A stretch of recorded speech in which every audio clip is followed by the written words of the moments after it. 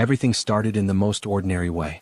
I got the job at a tech support call center almost as soon as I submitted my resume. They called me right away, and after a basic phone interview, they practically told me the job was mine. Honestly, I couldn't believe my luck. Night shifts, few calls, and good pay. What more could I ask for? When I arrived for my first night, the atmosphere of the building gave me an eerie feeling. The office was large, with endless rows of cubicles illuminated by fluorescent lights that occasionally flickered, as if they were about to burn out. There was something almost unnatural about the stillness of the place. It wasn't just the lack of people. It felt as if the space itself was holding its breath. I was introduced to the supervisor, a man in his 40s, with a perpetually tense face and dark circles under his eyes that seemed to have accumulated over decades. His name was Portman. He didn't give me a warm welcome or smile. Instead, he stared at me with a seriousness I didn't expect. We sat in his small office, where he handed me a list of handwritten rules on a crumpled piece of paper. "These are the night shift rules," he said, handing me the list without taking his eyes off me. "They are non-negotiable, and you'd better follow them to the letter." I frowned as I read. Some were absurd. If you get a call from a number with only 5 digits, hang up immediately, or, if you hear a buzzing in the headphones, don't look at the clock. I couldn't help but let out a nervous laugh. "Is this for real?" I asked, expecting him to laugh as well or at least explain that it was some kind of rookie prank. But Portman didn't smile. "Very real," he replied, his expression so tense it seemed ready to snap. His hand trembled slightly as he pointed to the sheet. "I've seen what happens when someone doesn't follow them. Believe me, you don't want to be that person." I looked at him, waiting for a more rational explanation. But all I got was his steady gaze, a mixture of fear and exhaustion that he was barely managing to hide. He leaned toward me, lowering his voice. "I don't know what happens here, nor do I want to know. But I've been on this shift long enough to know the rules aren't a joke. They're not to protect the company or the clients. They're to protect you." The tone of his voice sent a chill down my spine. There was something in the way he said it, something in those wide eyes, that made it clear that, even though I didn't fully understand what was happening in that place, I shouldn't take it lightly. Portman sighed, and for a moment I thought he was going to say something else, something important, but he just got up from his chair and pointed to my cubicle. "Do your job, follow the rules, and you'll be fine."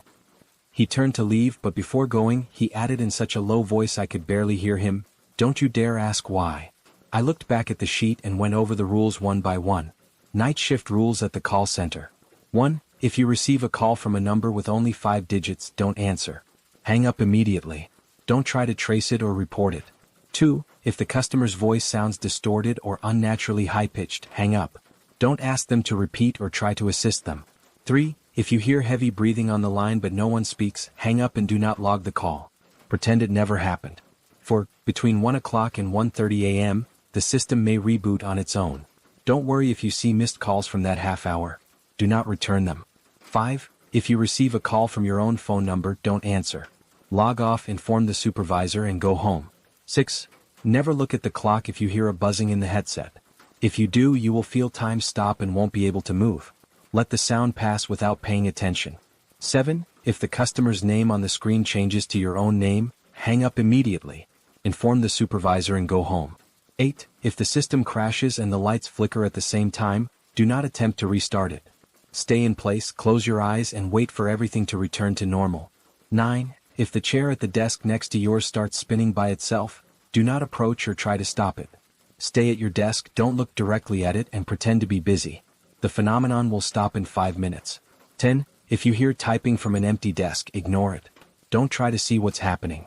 If you notice a screen turning on by itself, leave the area immediately and go to the bathroom or break room until the lights return to normal. 11. Between 3 o'clock and 4 a.m., you may receive a call from a customer claiming to be in the same building as you. If they mention they are in the hallway, don't respond and just hang up. If they mention they are in the office next door, hide immediately in the utility room, lock the door, leave the lights on, and notify your supervisor. Do not leave until the shift ends the next day. The room has a sofa bed, medical kit, and supplies in the pantry. P.S. It is strongly advised not to use this room except under the circumstances described in Rule 11.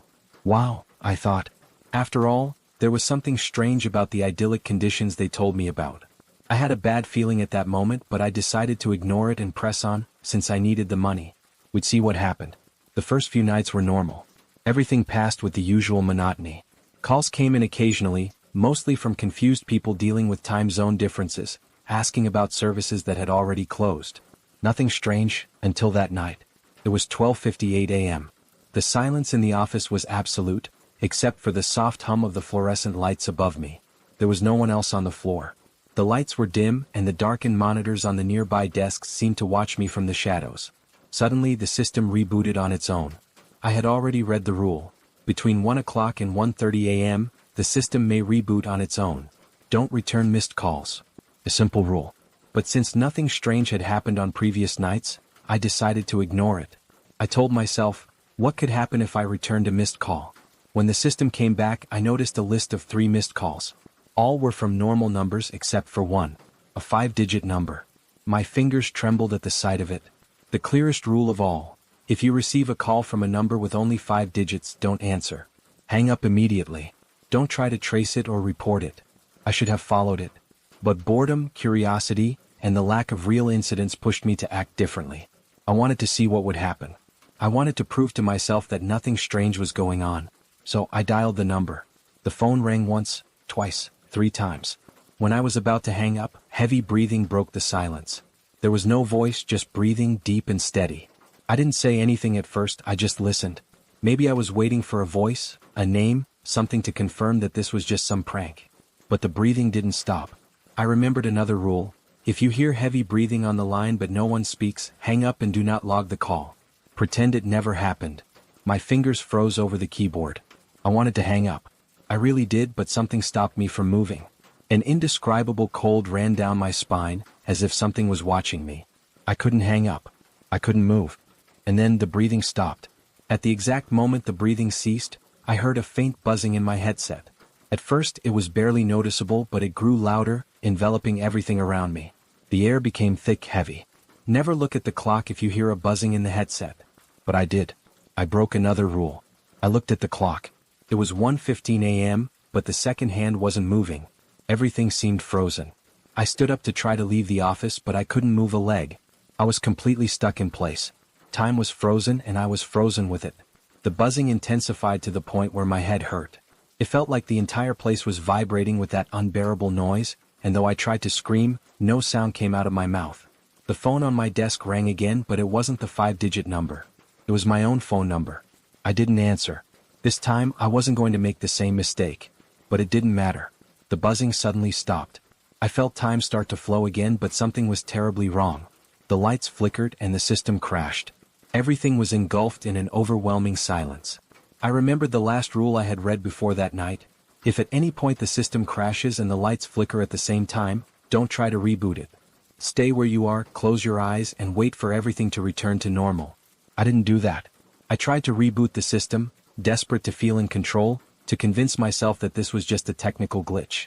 But the keyboard didn't respond, and the screens started turning on and off by themselves. I looked around and noticed that the keyboards at the empty desks around me were starting to type on their own. There was no one else in the office, but I could hear the keys being hammered forcefully. The screens lit up one by one, displaying incomprehensible scribbles scrolling across the open chat windows. I tried to leave the area as the rule said, but when I stood up, my own screen flashed with a strange light. The name of the client on the screen had changed. It was my own name. I ran. Without thinking twice, I left my desk and locked myself in the break room. I knew I should notify the supervisor, but something told me it was already too late. From inside the break room, I could hear the keyboards outside still typing, the intermittent buzzing gradually returning. The fluorescent lights flickered without stopping. I was hiding in the break room, the only refuge I had left. Outside, the buzzing filled the air, and the phantom keyboards kept going as if carrying out some endless task. Sitting on the couch, I felt my heart pounding in my temples as I tried to breathe quietly. My mind was racing in circles, going over every rule I had broken, every warning I ignored.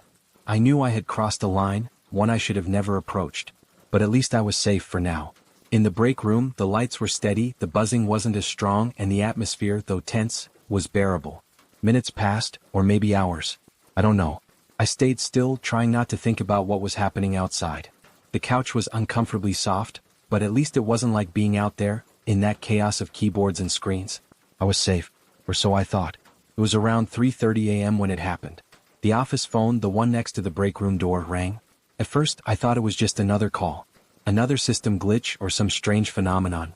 I knew I shouldn't answer, but the ringing continued. Relentless. My mind recalled another rule. Between 3 o'clock and 4 a.m., you may receive a call from a client claiming to be in the same building as you. If they say they're in the hallway, don't respond and just hang up. If they say they're in the office next to yours, immediately hide in the service room. I knew I shouldn't answer. I should have let the phone ring until it stopped. But something inside me broke. Maybe it was exhaustion or perhaps the accumulated tension. My body acted on its own and I approached the phone. I picked it up. On the other side, a voice. Soft, calm. Hello? The voice of an older man whispered. I'm in the office next door. My heart stopped for a second. I felt cold running through my veins. I didn't respond, I couldn't. My hands began to sweat and the phone trembled in my grip. Can you hear me? Said the voice. I'm trapped here in the office next to yours. Could you help me? I wasn't supposed to listen. I wasn't supposed to respond. But my legs wouldn't move and my mind was blocked. I swallowed hard trying to hang up, but the voice persisted. Please, I know you can hear me. Open the door. I made the worst mistake possible. I broke the most important rule. I approached the break room door. I knew there was no office next door. This was the only safe place in the entire building. There shouldn't be anyone outside, that was impossible. But still, my trembling hands turned the lock. When I opened the door, the hallway was empty. Nothing. Not a soul, not a sound. Everything was silent, except for the echo of my ragged breathing.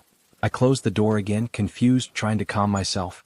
But when I turned to return to the couch, I saw it. The chair next to my desk. Slowly spinning, as if someone invisible had set it in motion. And then the lights. All the lights in the break room started flickering at the same time. The buzzing returned, louder than ever. This time it wasn't just a sound. I could feel it on my skin, in my bones. The air grew heavy, suffocating, as if something was moving right behind me. Something I couldn't see, but whose presence was unbearable. I tried to run toward the door, but my legs wouldn't respond. Time seemed to freeze once more. The buzzing roared in my ears, louder, deeper, until I felt like my skull was going to explode. I couldn't move, I couldn't scream. At that moment, I understood what I had done. I broke the final rule.